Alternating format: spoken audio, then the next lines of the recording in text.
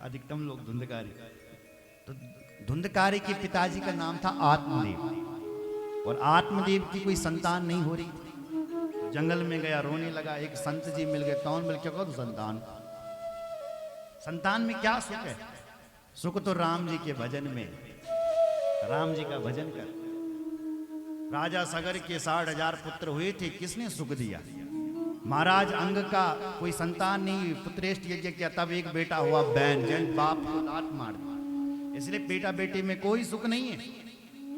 तब वो आत्मदेव ब्राह्मण कहता है कि हे महाराज, आप बाबा बैरागी, आप जानते हैं क्या है कि पुत्र सुख का आनंद क्या होता है?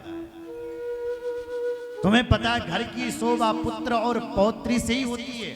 पुत्र पौत्र समन्विता। जिस घर में वह पुत्र और पौत्र ना हो, उस घर की शोभा नहीं है। जो छोटे छोटे बच्चे दादा दादा, मम्मी मम्मी, पापा पापा कहते हैं, वो तोतली वाणी कहते हैं, उस वाणी को सुनते कितना आनंद मिलता है।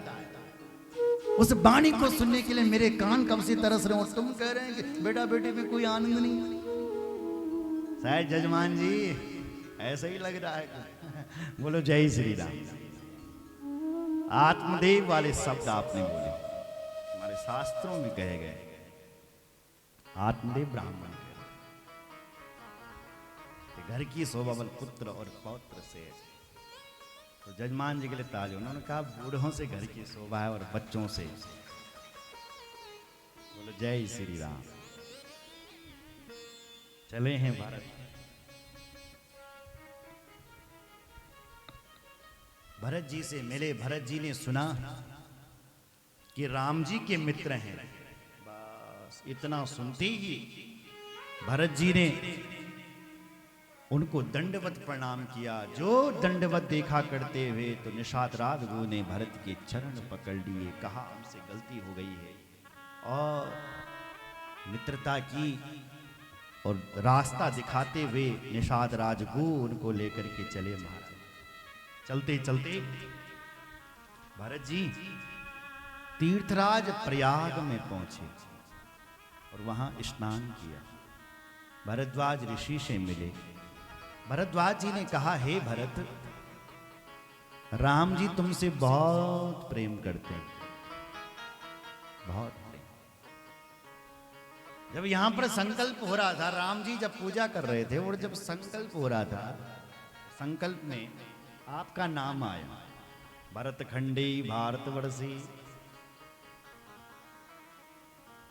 तो जैसे ही आपका नाम 9 खंड है, और ये जो खंड है ये भारतवर्ष है। अजनाब खंड इसका नाम, अजनाब खंड, और 9 वर्ष हैं। उन 9 वर्षों में ये भारतवर्ष है। तो जैसे ही तुम्हारा नाम आया भरत, तो राम जी रो पड़े। इसलिए हे भरत, राम जी तुमसे बहुत प्रेम करते हैं। भरत जी को और रोना आ गया। प्रातः हुआ, गंगा जी में स्नान करने के लिए गए। देखत श्यामल धवल हलोरे, पुलकी शरीर भरत कर जोरे। धवल श्यामल, सफेद श्याम,